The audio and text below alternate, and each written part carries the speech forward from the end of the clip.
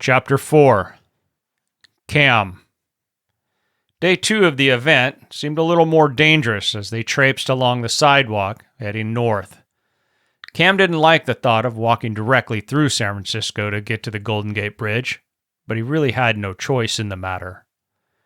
Less than an hour into their walk, 2 fighter jets screamed overhead from the direction of the coastline, heading east. The first jet passed overhead before he could crane his neck to catch sight of it, but he was able to clearly see the second craft as it rocketed across the blue sky, trailing the first one. "At least our military is able to do something," Jen pointed out. He squinted into the skies, trying to figure out what he'd just seen.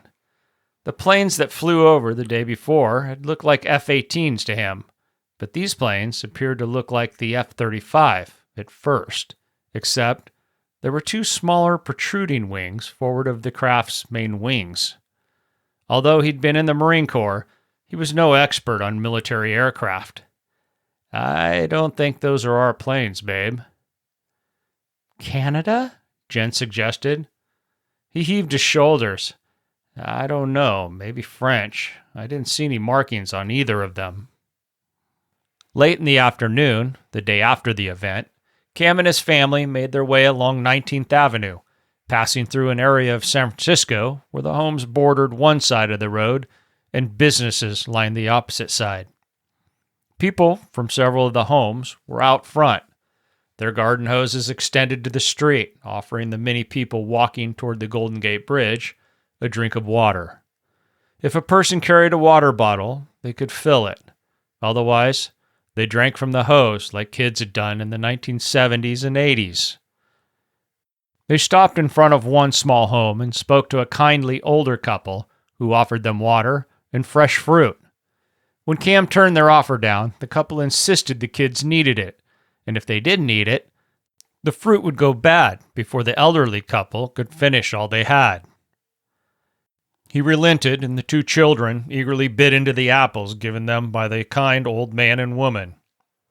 "My name's Al," the older man introduced himself, "and this is my wife, Mary." Cam thrust out a hand. "Cameron and Jennifer, and these 2 are Taylor and Layla. Thank you so much for the apples. We're really sort of in a bind trying to get to my parents' place." "Where are you headed?" Al asked, genuine curiosity in his voice. "Sonoma." Mary blanched, her hands clutching at her chest. "Goodness, walking with the children?" "We don't really have a choice in the matter," Cam grimaced, bristling a little at being judged for his parenting by this older woman when he was doing the best he could considering their dilemma. Mary stood for a moment, then held a stained finger. "Wait right here. Al, don't you let them go anywhere." She spun on her heel and marched into her little home. Cam glanced questioningly at Al, who simply raised his brows. A moment later, Mary returned carrying 2 Target bags full of snacks, fruit, and other food, including a bag of corn chips, some chocolate, and a bag of Halloween candy. "We always packed travel bags for our kids when we went on long trips," Mary said, handing both bags to Jen with a friendly smile etched across her aged face. "Now don't let them get into that candy all at once. I usually buy it early and, well, I just don't know what's going to happen now, so you might as well make use of it." They thanked Al and Mary, as did Taylor and Layla, before turning up 19th Avenue, heading deeper into the city. Once they were out of earshot, Jen spoke. "That was nice of them to do that." "Yeah, but I don't think they would have done it if it weren't for the kids." "Either way, it was a kind gesture," she reiterated.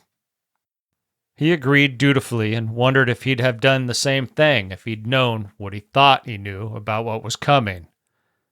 As they walked, his mind was in a constant state of placing the pieces of the puzzle together so he could view their problem from a 30,000-foot perspective and identify what he needed to do in order to safeguard his family. He knew that not having power was not the end of the world for many at-risk people. The hospitals had backup generators, as did most government buildings, but power loss, combined with the destruction of all things reliant on an electronic motherboard, meant disaster. Hospitals would lose anyone relying on power to keep them alive. Most of these people being kept alive by medicines, whether at home or in some level of care, would have a shelf life not much longer than the medicine they required. As soon as the refrigeration systems failed, medicines needing cooling would spoil, and the patients would die off shortly thereafter. The absence of insulin alone would kill millions, he thought, as he sent a silent prayer to the heavens, thanking God that neither of his children was diabetic. Homes for the elderly would be graveyards within a week or two, once food and medications ran dry. Anyone being kept alive by modern medicine was as good as dead. Cam remembered reading somewhere that there were more than 30 million people in the U.S. alone who relied on insulin. That number was mind-numbing when he thought about 30 million deaths occurring within the span of a couple weeks. Towns would need to begin burning their dead immediately, but America wouldn't do that, at least not at first. Americans were not used to hardship, seeing it or feeling it. The thought of hauling one's loved one down to a burn pit and setting them ablaze would be a tough pill to swallow for most. He knew tough, resilient men and women were the byproduct of hard times and hoped his fellow Americans would recognize their plight and start working to save those who could be saved sooner than later. Food was going to be a real issue soon. No trucks, trains, or planes bringing cargo to the Bay Area meant hunting and gardening were going to replace Safeway and Albertsons. Most people didn't know the first thing about hunting, especially in California's big cities, where the people as a whole looked down their noses at hunters as they ordered Wagyu steaks and crab cakes at their favorite restaurants. This wasn't true of all California residents, but it did cover a large group in the urban areas. Cam had hunted in the past, but he was no avid hunter and hadn't hunted for over 5 years.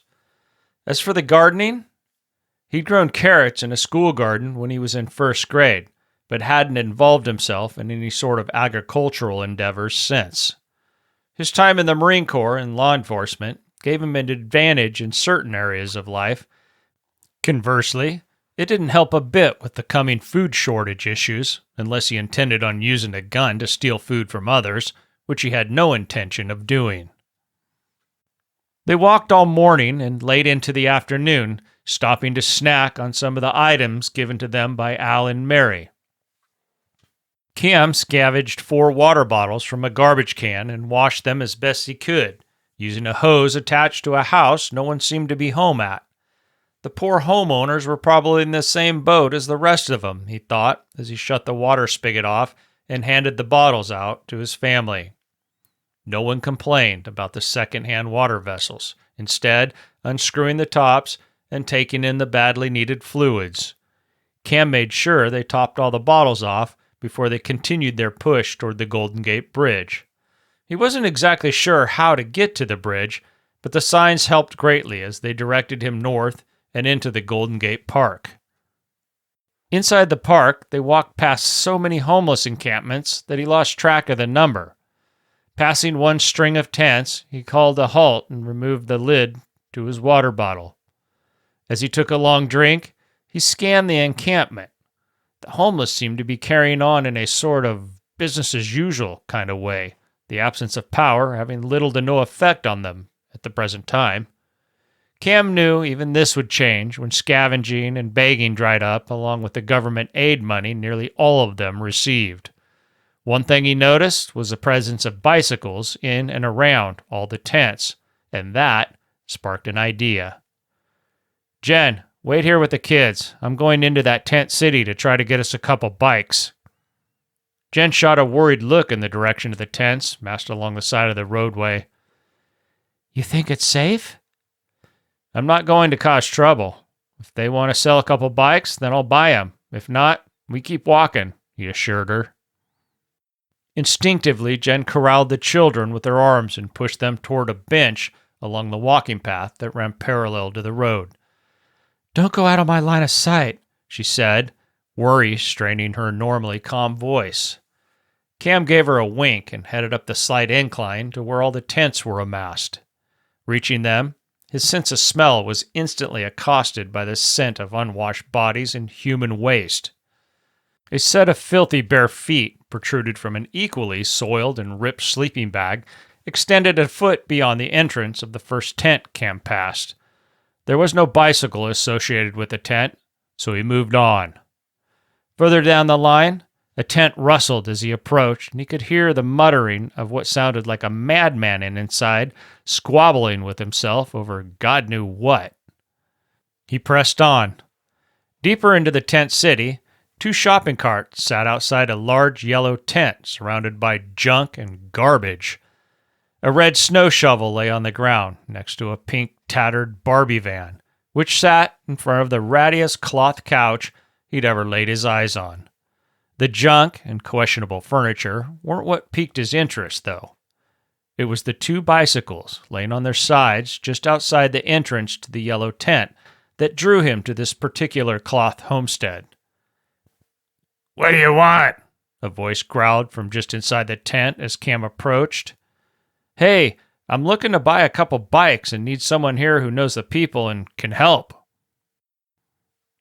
A hand, blackened by years of grime, pulled the tent's flap back, exposing a soiled man of around 40 as he crawled out, followed by the gauntest dog Cam had ever seen in his life. "How do you expect me to get around if you take my bike?" the man demanded, his voice telling Cam the man's life had been, and probably still was, filled with substance abuse at a level that would have killed an elephant. "I'm not taking anything. I'll pay you for it." At the mention of compensation, the man seemed to focus a little. "How much?" he asked suspiciously. Cam looked down at the 2 cheap mountain bikes and furrowed his brow as if mulling over their worth. In reality, he held no real knowledge of what a bicycle of their brand and condition was worth, so he lowballed the man. $50 for both, and I'll pay you 10 more if you can find me 2 more I can buy. Sort of a finder's fee." 50? The man repeated, as if trying to will his foggy mind into negotiations with this strange man wanting to purchase his mode of transportation. $50, man. You can always get another bike tonight, right? Cam pointed out, trying to remind the man he wasn't parting with anything he hadn't stolen or gotten for free. "Let's have the money." The man got to his feet and thrust a hand out. Cam fought the urge to backpedal as the man's body odor threatened to overwhelm all his self-control. Willing his nose to cease functioning, he dug the cash out of his pocket and quickly handed the man 2 20s and a 10. He held up another $10 bill and gestured deeper into the tent city.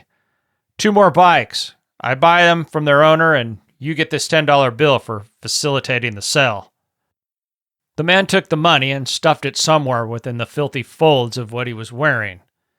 Cam wasn't sure if what the man was wearing was all clothing. Some of what he could see appeared to be nothing more than dirty clumps of material, some of which looked like the man had used several plastic bread wrappers to hold the chunks of garment in place while wrapping them around his limbs. Neat, a field improvised cold-weather rain suit, he thought to himself. "Can we meet back here in 5 minutes?" he asked, trying to read the man's eyes, but having a hell of a time getting a feel for whether the guy was going to help him or simply disappear with his newfound $50 but never return. The filthy wretch scratched at his scruffy, bearded jaw as if thinking over his next move. Not waiting for the man to change his mind, Cam moved to right both bicycles. When the man didn't put up a fuss, Cam breathed a sign of relief and pushed both bicycles back down the slope to where Jen and the kids anxiously waited. When he reached his family, he propped the bikes against the bench and gave Jen a half smile. "I've got him looking for 2 more. I'll be right back." They're normally very vocal children who, under different circumstances, would have pitched their opinions on what type of bike they wanted their father to bring back, were silent. The gravity of their situation had slowly begun to sink into their still developing minds. Cam figured it was a combination of the walk and the seriousness of both their parents that helped speed up their understanding of the dire days that lay ahead. Back at the homeless man's tent, he only had to wait a few minutes before the man returned, pushing 2 bicycles. One was a BMX-style kid's bike, and the other was a lady's cruiser, complete with a wide seat and basket attached over the front wheel. $50 in the 10. Cam didn't hesitate, knowing full well the man must have gone into the tent city and stolen the two bikes from some other homeless person. Okay, 60. He thrust the money into the man's crusty hand and grabbed the two bicycles from him. He nearly ran down the hill, his body language bringing Jen to her feet as he approached, fighting to keep both bicycles' front wheels straight. Let's go, now. He stole a quick glance over his shoulder, half expecting to see the owner running down after their stolen and then restolen bicycles. Taylor grabbed the BMX bike Cam had intended to give to Layla since it was smaller, but there was no time to mess around with who rode which bike. He wanted to put some distance between his family and whoever came out and found their bikes gone. He shoved the cruiser in Jen's direction, and together they pedaled north through the Golden Gate Park. The time they made astride their newly acquired mode of transportation was staggering in comparison to being on foot. Cam and his family cruised along the streets. The slight breeze on their faces made it feel like nothing was amiss in the world. A stark reminder of their situation was all the people walking along the road, staring jealously at them as they passed. Cam had taken the lead, but the looks they were receiving prompted him to drop back next to his wife.